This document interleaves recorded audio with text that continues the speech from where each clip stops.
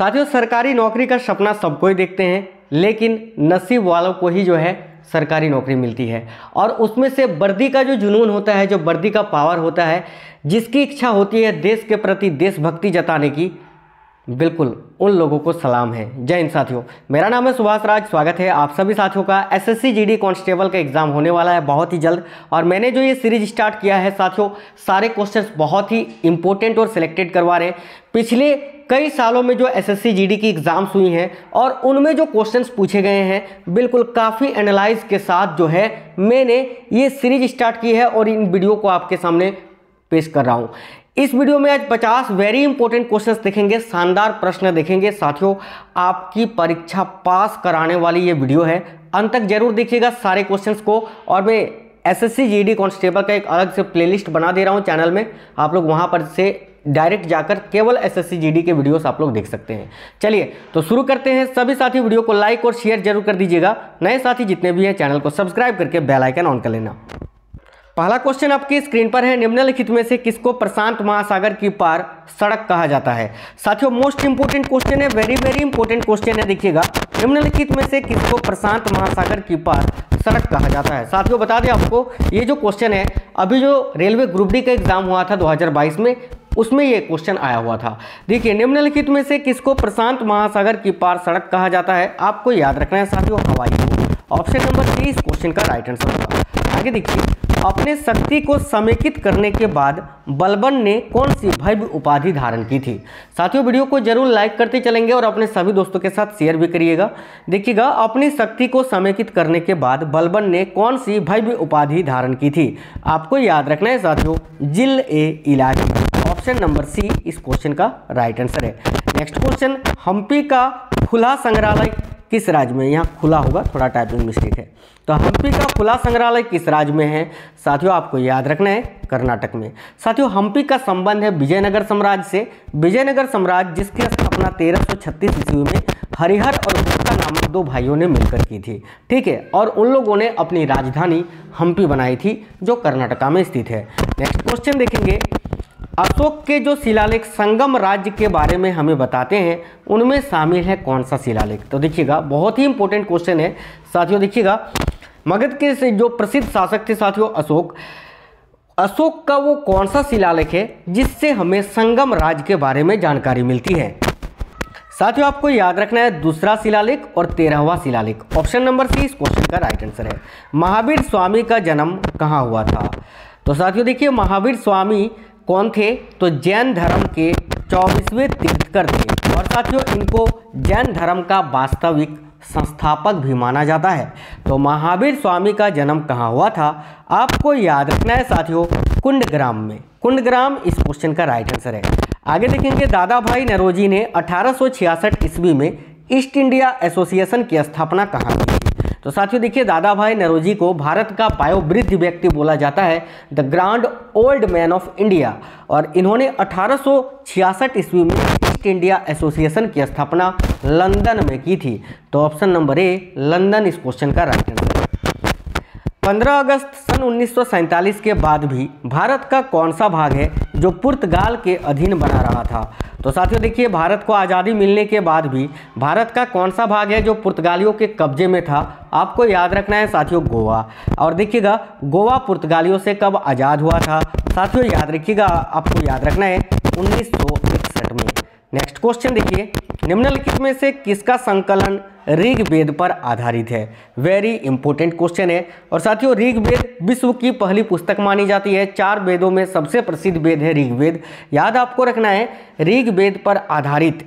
देखिएगा, कौन सा वेद है जो ऋग्वेद के संकलन पर आधारित है। तो आपको याद रखना है साथियों, सामवेद। सामवेद जिसको भारतीय संगीत का जनक भी कहा जाता है। यजुर्वेद जिसको गद और पद वाला वेद बोला जाता है। और अर्थववेद जो है, इसमें जो है जादू टोना वशीकरण का वर्णन किया गया है। आगे देखेंगे, सातवाहन या आंध्र सातवाहन वंश का संस्थापक कौन था। वेरी इंपॉर्टेंट क्वेश्चन है। साथियों देखिएगा, आपको याद रखना है सातवाहन या आंध्र सातवाहन वंश का संस्थापक था Simuk. Option number A right answer है। देखिए, पत्रकार के कर्तव्य का निर्वहन करते हुए जेल जाने वाला प्रथम भारतीय कौन था? तो साथियों, पत्रकार का निर्वहन करते हुए जेल जाने वाला पहला भारतीय था बाल गंगाधर तिलक। इनको 1906-7 में जेल हुई थी, आपको याद रखना है। ठीक है साथियों, बिल्कुल ही हम लोग फास्ट करेंगे इस क्लास को ताकि आप लोगों का समय बचे। निम्नलिखित में से किसने सिकंदर सानी यानी द्वितीय सिकंदर की उपाधि धारण की थी? आपको याद रखना है अलाउद्दीन खिलजी ने। ये question very very important question है, तो सभी को याद रखना है। देखिए, द्वैध शासन नीति को किसने समाप्त किया था? वेरी इंपॉर्टेंट क्वेश्चन है, आपको याद रखना है साथियों, वारेन हेस्टिंग्स ने। ऑप्शन नंबर सी इस क्वेश्चन का राइट आंसर है। असम का चैतन्य किसे कहा जाता है? तो देखिएगा, असम का चैतन्य शंकर देव को कहा जाता है। Option number A right answer है। भारत में राष्ट्रीय कांग्रेस की पहली भारतीय महिला अध्यक्ष कौन थी? तो साथियों, यहाँ पर आपको दो चीज़ें याद रखनी है। एक तो कि भारत में राष्ट्रीय कांग्रेस की पहली महिला अध्यक्ष कौन थी, तो आपका राइट आंसर आएगा एनी बेसेंट। लेकिन अगर आपसे ये पूछे राष्ट्रीय कांग्रेस की सबसे पहली भारतीय महिला अध्यक्ष कौन थी, तो सरोजिनी नायडू राइट आंसर होगा। इस क्वेश्चन का राइट आंसर है ऑप्शन नंबर ए सरोजिनी नायडू। इन्होंने अध्यक्षता की थी कांग्रेस की 1925 में कानपुर अधिवेशन में। नेक्स्ट क्वेश्चन, मराठकालीन पेशवा के समतुल्य विजयनगर का केंद्रीय प्रशासनिक पद कौन सा था? Very important question. साथियों, आपको याद रखना है प्रधान या महाप्रधानी। ऑप्शन नंबर ए इस क्वेश्चन का राइट आंसर है। अकबर ने किसे कबीराई या कबीराज की उपाधि दी थी? वेरी इंपॉर्टेंट क्वेश्चन है, सभी साथी याद रखना बीरबल को। Option number A right answer है। बीरबल का वास्तविक नाम साथियों याद रखिएगा महेश दास था। देखिएगा, नेक्स्ट क्वेश्चन, किसने कहा है कि मराठों का उदय आकस्मिक अग्निकांड की भांति हुई है? तो याद रखना है ग्रांट डफ ने। ऑप्शन नंबर ए ग्रांट डफ ने इस कथन को कहा है। नेक्स्ट क्वेश्चन देखिएगा, अनुशीलन समिति ये किससे संबंधित है? तो साथियों, अनुशीलन समिति जो एक गुप्तचर संगठन था, ठीक है, और इसका संबंध है बीडी सावरकर से। बीडी सावरकर इनका पूरा नाम है विनायक दामोदर सावरकर। आगे देखेंगे, मौर्य समाज में प्रचलित मुद्रा का नाम क्या था? तो देखिएगा, मौर्य समाज में जो मुद्रा सर्वाधिक प्रचलित थी उसका नाम था साथियों पण। ऑप्शन नंबर ए पण इस क्वेश्चन का राइट आंसर है। आगे देखेंगे, मराठा साम्राज्य की सबसे बहादुर महिला कौन थी? तो याद रखिएगा, मराठा साम्राज्य की सबसे बहादुर महिला थी Tarabai. Option number A right answer है। वैदिक धर्म का मुख्य लक्षण इनमें से किसकी उपासना था? तो साथियों याद रखिएगा, वैदिक धर्म का मुख्य लक्षण जो है किसकी उपासना करना था? तो प्रकृति की। ऑप्शन नंबर ए प्रकृति इस क्वेश्चन का राइट आंसर है। आगे देखेंगे, बाबर ने पहली बार पश्चिम से कहां होकर भारत में प्रवेश किया था? तो याद रखिएगा साथियों, पंजाब से होते हुए। ऑप्शन नंबर सी पंजाब में। निम्नलिखित में से किसने अहमदाबाद टेक्सटाइल लेबर यूनियन या लेबर एसोसिएशन की स्थापना की थी 1918 ईस्वी में? तो साथियों देखिए, अहमदाबाद टेक्सटाइल लेबर यूनियन या लेबर एसोसिएशन की स्थापना जो है वो महात्मा गांधी जी ने की थी। और कब की थी? तो साथियों याद रखना है 1918 में। देखिएगा, यज्ञ संबंधी विधि विधानों का पता चलता है किस वेद से या किससे? तो देखिए, जो यज्ञ संबंधी विधि विधान है उसकी संपूर्ण जानकारी जो है साथियों वो मिलती है यजुर्वेद से। ऑप्शन नंबर डी मैंने अभी आपको बताया साथियों, यजुर्वेद को गद और पद वाला वेद बोला जाता है। आगे देखेंगे, इनाम भूमि किसे दिया जाता था? वेरी इंपॉर्टेंट क्वेश्चन है, तो याद रखिएगा साथियों, इनाम भूमि विद्वानों को और धार्मिक व्यक्तियों को दिया जाता था। Option number A right answer है। त्रिपक्षीय संघर्ष की पहल किसने की थी? भैया क्वेश्चन है, देखिएगा, त्रिपक्षीय पहल की संघर्ष की थी साथियों वत्सराज ने। Option number A right answer है वत्सराज। सभी साथी याद रखिएगा। मिश्रित अर्थव्यवस्था का क्या अभिप्राय है? जैसे कि भारत में मिश्रित अर्थव्यवस्था है, तो साथियों मिश्रित अर्थव्यवस्था का अभिप्राय यह है कि सरकारी एवं निजी क्षेत्र का सह अस्तित्व। ऑप्शन नंबर ए इस क्वेश्चन का राइट आंसर है, सरकारी एवं निजी क्षेत्र का सह अस्तित्व। कौन सी वस्तु भारत में आयात की वस्तु नहीं है? यानी इनमें से कौन सी वस्तु है जो भारत आयात नहीं करती है दूसरे देशों से? तो देखिएगा, यहाँ पर रसायन व रासायनिक सामान ये तो आयात करता ही है भारत। औषधियाँ भी आयात करते हैं, लोह धातु भी आयात करते हैं, लेकिन अभ्रक जो है साथियों ये भारत आयात नहीं करता है। आप पूछोगे सर क्यों, तो देखिए अभ्रक का उत्पादन पूरे विश्व में सबसे अधिक भारत में होता है, तो भारत क्यों दूसरे देशों से मंगाएगा, बल्कि भारत से ही जो है दूसरे देश अभ्रक को ले जाते हैं, यानी भारत जो है निर्यात करता है, एक्सपोर्ट करता है अभ्रक को। आप पूछोगे सर भारत में सबसे अधिक अभ्रक कहाँ पाया जाता है, तो झारखंड में, झारखंड के कोडरमा और हजारीबाग जिला जो है, जहाँ से पूरे भारत में सबसे अधिक, पूरे भारत में क्या यार पूरे विश्व में सबसे अधिक अभ्रक का उत्पादन किया जाता है। आगे देखिए निम्नलिखित में से कौन सा राज्य है जो औद्योगिक दृष्टि से अग्रणी है, तो साथियों सबसे अधिक उद्योग किस राज्य में है, सबसे ज़्यादा इंडस्ट्री, तो याद रखिएगा महाराष्ट्र में, option number C right answer है। सार्वजनिक वितरण प्रणाली से संबंधित समिति कौन सी है, तो याद रखिएगा सार्वजनिक वितरण प्रणाली से संबंधित समिति है वेणुगोपाल समिति, option number C right answer है। ऑक्सीजन गैस स्वभाव से कैसा होता है, तो आपको याद रखना है साथियों ऑक्सीजन गैस जो होता है ये स्वभाव से कैसा होता है, तो विद्युत ऋणात्मक, ऑप्शन नंबर बी इस क्वेश्चन का राइट आंसर है।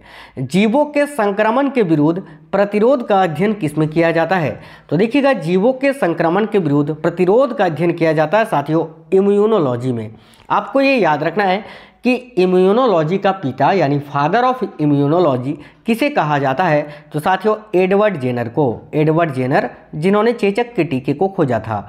नेक्स्ट क्वेश्चन, हरा प्रोटोजोआ के नाम से किसे जाना जाता है, तो याद रखिएगा साथियों हरा प्रोटोजोआ के नाम से यूग्लिना को जाना जाता है, ऑप्शन नंबर डी इस क्वेश्चन का राइट आंसर है।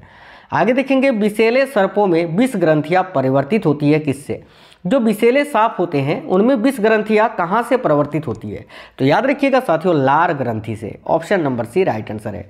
आगे देखिए मौलिक अधिकारों के अंतर्गत कौन सा अनुच्छेद बच्चों के शोषण से संबंधित है, तो देखिएगा मौलिक अधिकारों के अंतर्गत वह अनुच्छेद जो बच्चों के शोषण से संबंधित है, याद रखिएगा अनुच्छेद 24। अनुच्छेद 24 में बाल श्रम का निषेध किया गया है साथियों।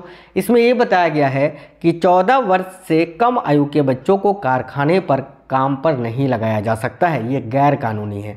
आगे देखिएगा भारत का संविधान का भाग तृतीय किससे संबंधित है, वेरी इंपॉर्टेंट क्वेश्चन है साथियों। आपको याद रखना है भारतीय संविधान का जो भाग 3 है वो किससे संबंधित है, तो मूल अधिकार से, ऑप्शन नंबर सी इस क्वेश्चन का राइट आंसर है।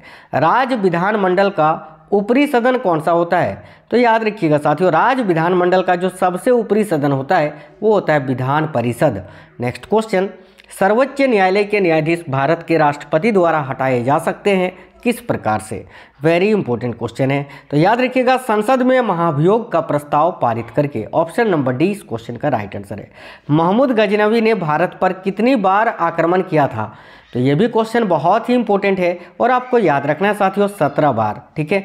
नेक्स्ट क्वेश्चन देखिएगा, अपने काल का महान संगीतज्ञ तानसेन किसके दरबार में थे, तो देखिएगा तानसेन किसके दरबार में थे साथियों, तो अकबर के, अकबर राइट आंसर आएगा। आगे देखिए गौतम बुद्ध का गुरु कौन था, वेरी वेरी इंपॉर्टेंट क्वेश्चन है साथियों। गौतम बुद्ध का गुरु कौन था, आपको याद रखना है आलर कलाम, ऑप्शन नंबर बी इस क्वेश्चन का राइट आंसर है।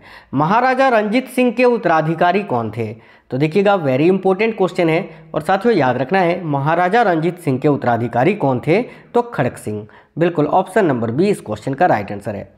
देखिएगा बुद्ध में वैराग्य किन 4 दृश्यों के कारण बलवती हुई, यानी गौतम बुद्ध ने इनमें से कौन से 4 दृश्यों को देखा जिनके कारण उनका हृदय परिवर्तन हो गया और वो गृह त्याग करके चले गए थे कठोर तपस्या करने के लिए, तो याद रखिएगा साथियों एक बूढ़ा व्यक्ति, एक रोगी, एक लाश और एक सन्यासी, इन 4 दृश्यों को देखने के बाद गौतम बुद्ध का हृदय परिवर्तन हो गया था। आगे देखिए भारतीय राष्ट्रीय कांग्रेस की पहली बैठक किस शहर में हुई थी, और साथियों इस क्वेश्चन का आंसर आप लोग कमेंट बॉक्स में कमेंट करके बता दीजिए अगर आपको पता है तो। मैं इस क्वेश्चन का आंसर आपको अगले वीडियो में बताऊंगा। नेक्स्ट क्वेश्चन देखेंगे, पानीपत की दूसरी लड़ाई जो 5 अप्रैल 1556 में हुई थी निम्नलिखित में से किसके बीच में हुई थी, तो देखिएगा वेरी इंपॉर्टेंट क्वेश्चन है साथियों। पानीपत का जो दूसरा युद्ध हुआ था वो अकबर और हेमू के बीच में हुआ था, option number A right answer है। पानीपत का जो पहला युद्ध हुआ था साथियों 1526 ईस्वी में हुआ था और ये बाबर और इब्राहिम लोदी के बीच में हुआ था। पानीपत का जो तीसरा युद्ध हुआ था साथियों वो 1761 ईस्वी में हुआ था, ये अहमद शाह अब्दाली और मराठों के बीच में हुआ था। आगे देखिएगा रावण की खाई, दशावतार मंदिर, कैलाश गुफा मंदिर ये कहाँ मिलते हैं, आपको याद रखना है साथियों एलोरा में। Ellora. Option number A right answer है। जूट सबसे अधिक कहाँ पैदा होती है? वेरी इंपॉर्टेंट क्वेश्चन है। और साथियों आपको याद रखना है बंगाल का डेल्टाई क्षेत्र में।